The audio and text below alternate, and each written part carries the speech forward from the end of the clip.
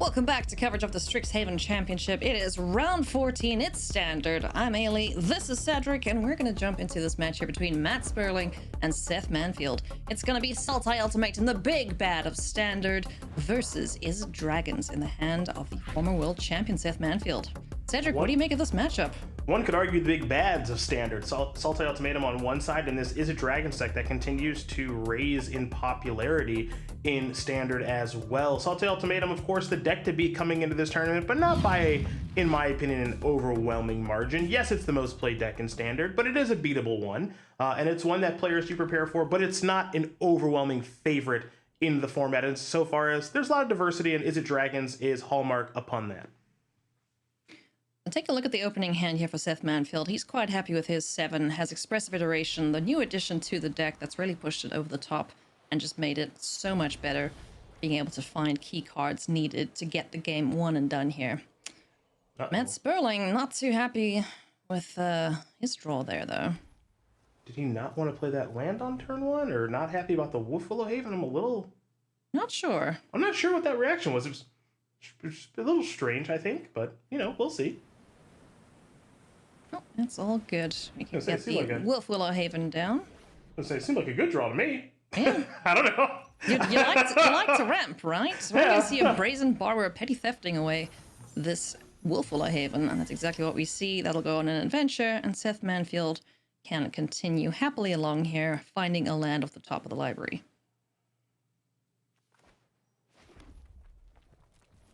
So it's going to opt to not go for Expressive Iteration to find a land. Emergent Ultimatum off the top of the library here for Sperling is a good draw, but does need to find the lands or the ramp to get to that powerful spell. Yeah, Seth's next couple of turns are kind of planned out, right? On the end step here, you can play Brazen Borrower, untap, play Galazeth, Prismari, Zeth. You're not going to be caught dead saying Galazeth, right?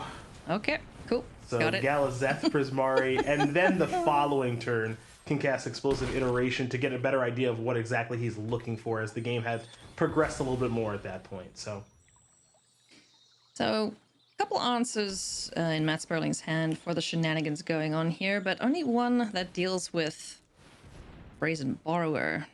Lucranos can come down, but we're going to see a counterspell of the Disdainful Strokes. That'll take care of the first Galazeth Prismari, but the second one in hand will be able to come down. Ooh, another Shadow's Verdict off the top. That's not what Matt Sperling wants to see, because all he can do is cast Lucranos Unchained to try and get rid of this flyer in the air. No, the Unchained one is a pretty large threat there in a 6/6, and Seth doesn't have a clean answer to it on the battlefield right now. You see the hand there of another copy of Galazeth Prismari, just picked up a copy of Ulrun's Epiphany, and has that Expressive Iteration that we were talking about earlier in the game. So Seth is going to maybe start by attacking, we'll see, but I'm curious what he wants to do in his second main phase here, as he does have quite a few decisions. Yeah, the one option going for the Expressive Iteration, try and find some extra gas for the tank. Looks like we're going to go to the second copy of Galazeth Prismari, creating that treasure token and leaving up potentially a bluff of a counterspell here. A couple of different options Seth had that turn. Again, with the Iteration, who knows what that would have revealed. Could have just put the Ulrun's Epiphany over to the side there.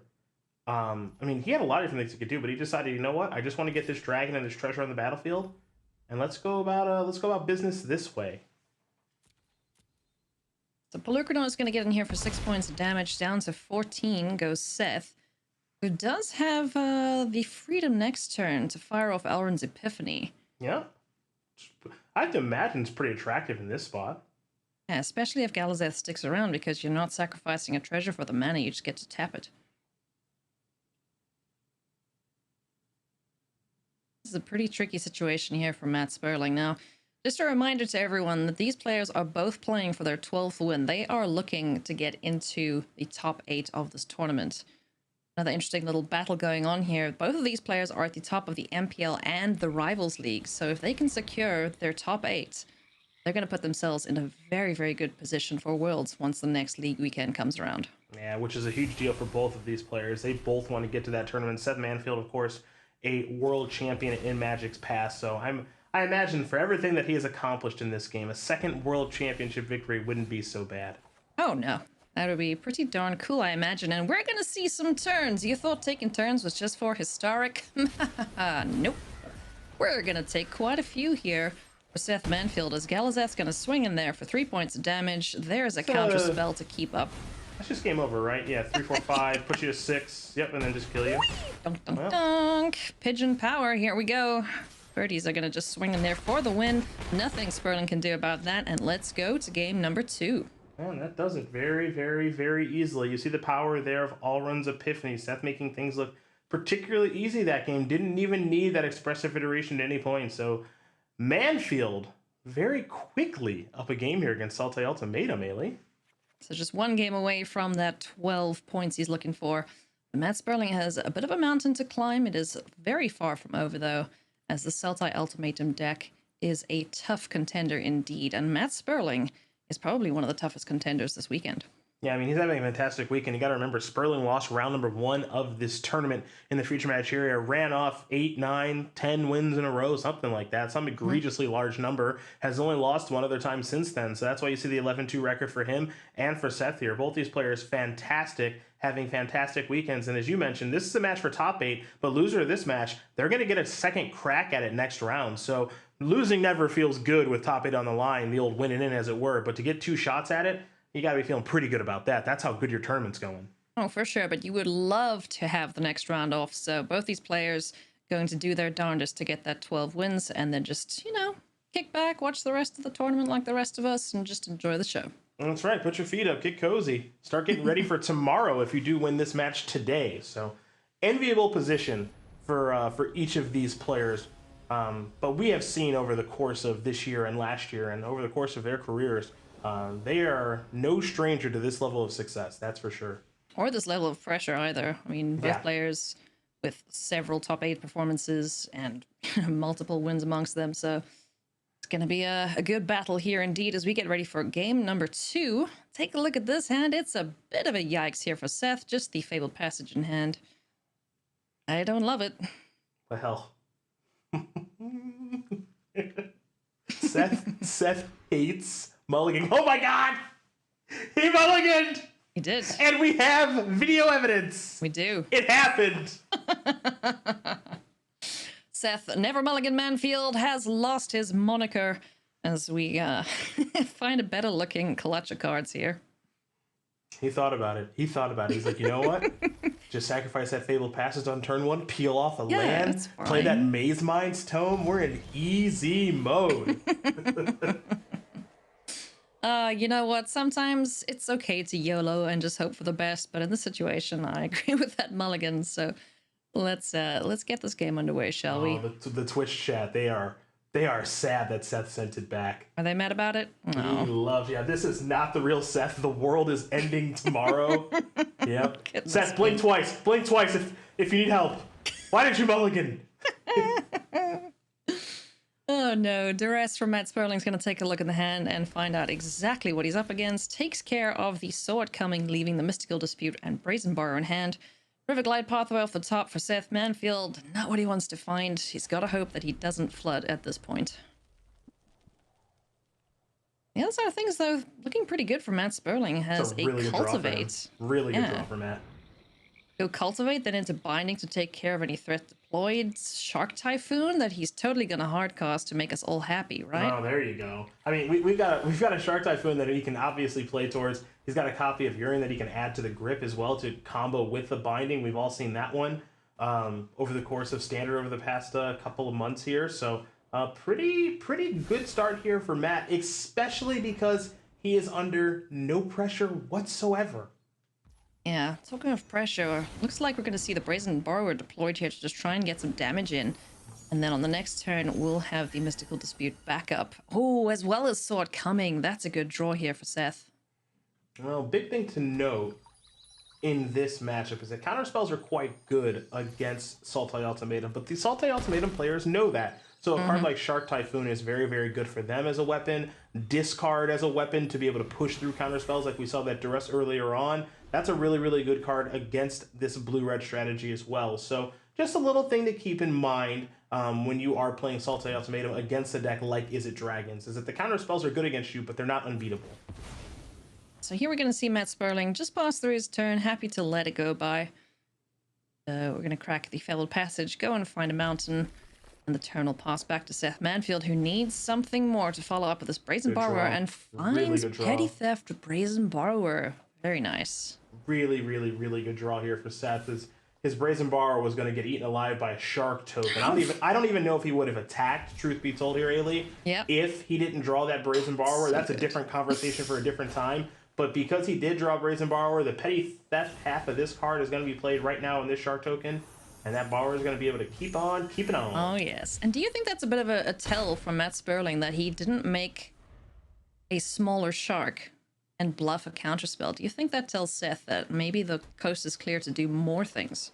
Nah, I don't really think so. I think Sperling's hands were just kind of tied there. Just make the big 4/4, and then, you know, Seth, you can do whatever you're going to do. It's fine. So definitely a totally fine question to be asking, but I don't think it's a giveaway for anything on Sperling's side. All right. So Brazen Borrower is going to hit the battlefield here after binding the Old Gods, takes care of the first copy. Another saw it coming. Oh my goodness. I mean, this is the recipe. I feel like I'm beating a dead horse here, the drum or whatever the saying is. I don't even know, but, you know, just... It's pressure plus reactive permission. Yep. And more often than not, the reactive permission is a counterspell. So it's I have pressure in the air, and now I have counterspells to counter your key spells. So now you can put another Saw coming over there via Foretell, and Sperling's next handful of relevant spells are just going to get countered, and Sperling is not thrilled with his draw steps here. A redundant copy of Cultivate. Sperling's got all the lands he needs. That's not the issue. He needs gas, and he's missing it right now. Oh, goodness. He needs ways to fight through these counterspells. He needs Zelda ultimatums. There's a lot that he needs right now. So if you are in Sperling's corner, you're going to have to send some extra good juju because currently he doesn't have a lot of it going for him. Yorian Sky Nomad on the stack here. One of these sword comings will take care of big old Sky Noodle, and no bouncing of that Binding the Old Gods for now. Yeah, you're at the stage of things right now after Sperling where you got to work through these counterspells, right? Because you know there's another card over there on that's been foretold. Now you don't know if it's Arwen's Epiphany or if it's Saw coming. I think you would. Well, I don't think either's good news if I'm being honest. But you need to. Jeez, Manfield the master. I'm just gonna stop talking. It doesn't matter what I say. Nothing matters what I say anymore. These draws are insane. There's an Elder Gargaroth. That's something to do, but unfortunately, it's just gonna get countered. Yeah, countered, bounced, doesn't matter. Get it out of here. Yeah. The lead off here from Sperling is going to be Seagate Restoration as a test, I would say, just to see what is potentially in the Foretell zone here. I like leading out with this. I am curious if Seth wants to counter this one. If he deems this one important enough to use the Saw coming on, Mystical Dispute's not going to get the job done on that, so... Does Seth actually want to fight over this particular card? If he does, it will clear the way for Elder Gargaroth next turn, which is the important thing to have resolve on the battlefield just to protect against this flyer.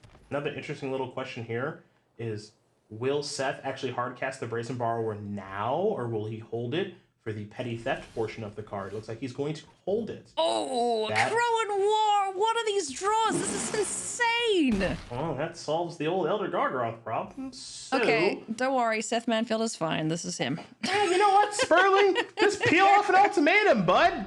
That might be... I don't even know if ultimatum's good enough here. Oh, okay, Omen. All right. He's going to have to find something here, or he is in a big, big trouble. Goodness me, Seth Manfield making this game look easy.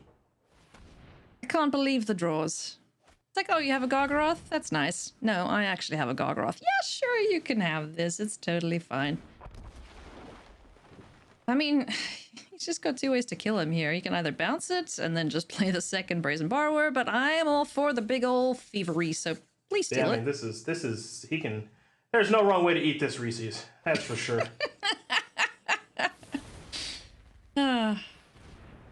Goodness, you gotta feel for Sperling. A shake of the head there. Just what? These draws have been absolutely nutty for Seth Manfield. So he is going to lock up the 12 wins and get himself into the top 8. So kudos to him. Oh, wait, hang on. Fast. We gotta look here. Sperling's got the opportunity to play Omen of the Sea, find a removal spell, kill one of these. You know, Heartless Act, eliminate, whatever.